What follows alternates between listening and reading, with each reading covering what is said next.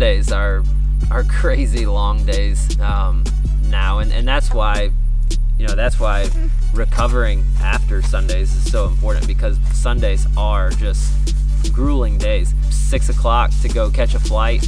If we're flying out that morning to go to the racetrack, we get there, we do some appearances, get with your crew chief and your engineers and kind of go over the race strategy for the day, and then the race happens at 2:30 or 3:30 Eastern.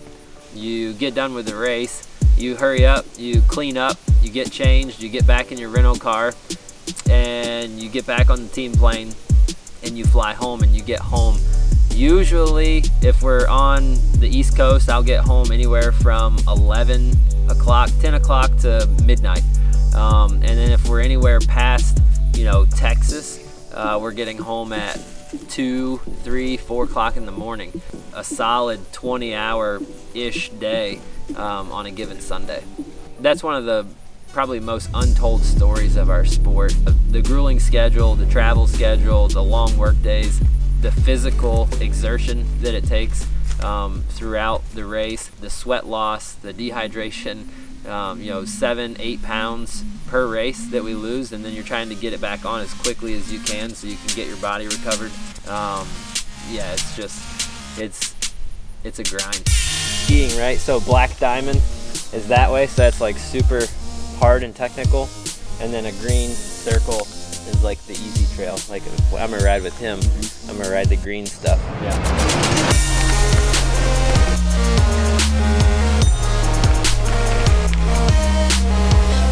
I think one of the most important things that's just underestimated in general in sports and specifically for race car drivers is the amount of recovery.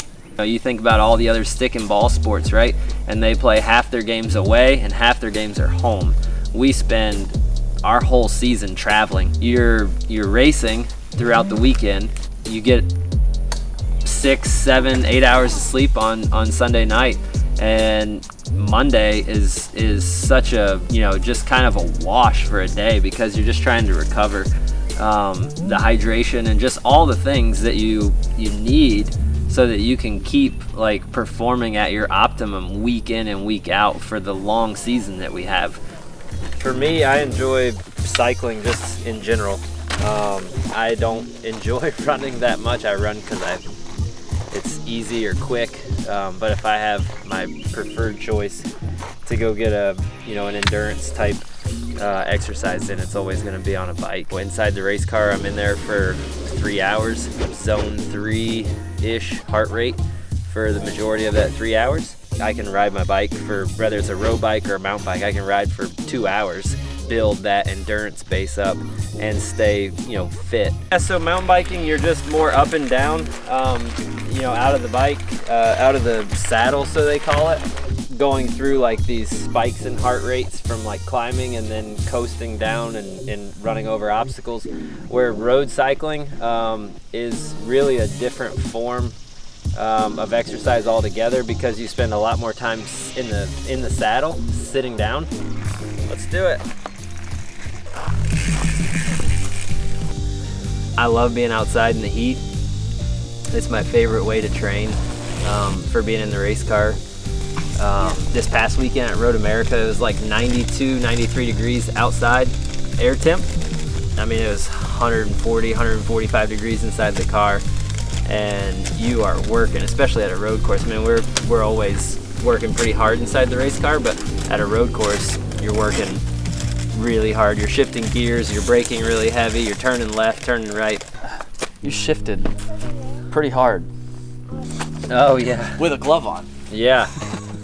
Yeah, so you shift between downshifts and upshifts. At Road America, you shift about 40 times per lap. I got a blister there, so 2,480 times. Yeah, so 40 shifts for 62 laps. Yeah, it's 2,480 shifts. And that's the thing, is like it's not like we're just like cruising around and like like it's intense. Like, you're trying to get the shift done as quick as possible, and so like you're steering the car's sliding around and you're grabbing gears, then you get to the brake zone and you're mashing the brake pedal as hard as you possibly can and downshifting, And yeah, there's a lot going on. You're trying to be super smooth with your hands and your feet, and when you go back to the gas, like you're pushing the gas, you're not just slamming the gas pedal down, like you're using it very gingerly, trying to keep the rear tires hooked up. So like every motion that your body is making, like it is methodical and it's intentional. And then I do a lot of other training as well with, you know, base training, keeping my heart rate lower for longer extended periods of time. Normally that's on a road bike. I can control my heart rate a little bit better for a long time. You know, I think the body just does so much better adapting to the conditions that we'll have inside the race car when you put it in those elements regularly versus just soaking up the AC all day, every day, and then you go put yourself in a 140-degree race car, your body just goes into shock. Like you have to somehow heat train yourself. We don't get to call timeout. We don't get to take a break. Like you're in the race car from the time, you know, you get ready to start the race, and the green flag drops all the way through the finish.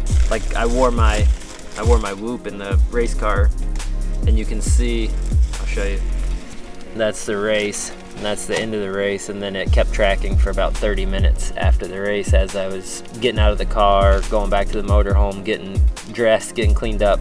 But you can see I burned 2,200 calories throughout the race. My max heart rate was 172, and how it stays pretty high, and then you can see it come down under the caution flags. So when the caution comes out, it comes down. So Sunday, so you can see there's my Sunday right there.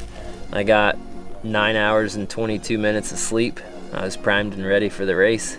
I was in the race car, and that gives me a day strain. So my day strain was 19.9, and 19.2 of it was from the race. Your calorie count for the day, and that's kind of estimated really, but it was 4,190 calories for the day. So my whoop downloaded. So mountain biking, obviously going with little man, not super intense, and then, you know, there's my heart rate. So take off, stop, and we took back off, and then he wanted to take a break to get a drink, and yeah, it really is intense. People often misunderstand, like a race car driver, they think like they associate it with like going on a road trip. You know, it's like for 4 hours going on a road trip, driving on the interstate is not a big deal. Yeah, so Honey Singer's come out with a new hydration mix, which is, you know, just recently, and they have a Prepare, which is an electrolyte mix to mix in your water.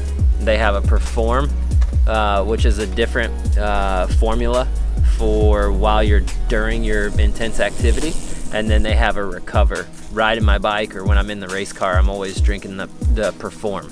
Right now, my two favorite flavors are black cherry and mango melon. So this is black cherry Perform Honey Stinger hydration.